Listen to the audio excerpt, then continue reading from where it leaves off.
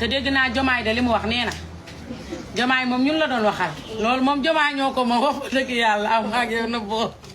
bi nga xëyee ba ñu envoyé ma vidéo yi président ñun lan lañ la def nii kon ba nga war a taxaw nii rek pour wax ñu nii naan saaga yi ah loolu kay nag wax ba dëgg yàlla moom ñoo ko moom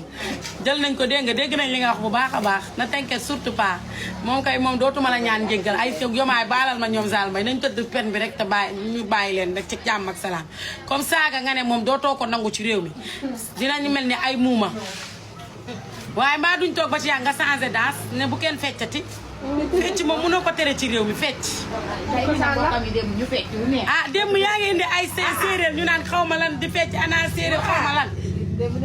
ana séeréer xaw ma lan li nga wax ñun ñoo ko moom jël nañu wax ji amul problème non non amul problème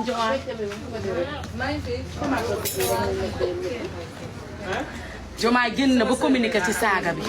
ne ba pare nag kaamee ga la communication bi mu def lu am solo la day tax TikTok bi ñëpp réglé waxuma dara waaye ñiy taf nit ñi di leen saaga ay nday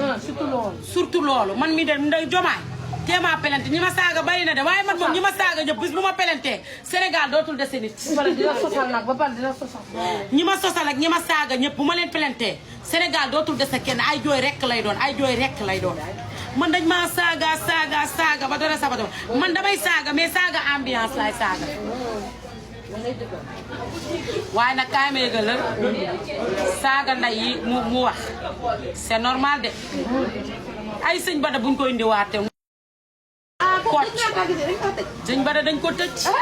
Jomaay génn na ba wax nee na internet bi toog sa Facebook toog sa internet di saaga saaga léegi amatul ci dëkk man ma ba man ñi ma saaga Jomaay yow est-ce que doo génne ñu saaga Mame Ndiaye bari woon na ndax man li des sama dund gi du ma saagaati du ma def diffamation waaye Jomaay kenn dootuma saaga ndax yow donc démb sa communication bi yaa ngi ci internet bi dégg nga lépp li fi xew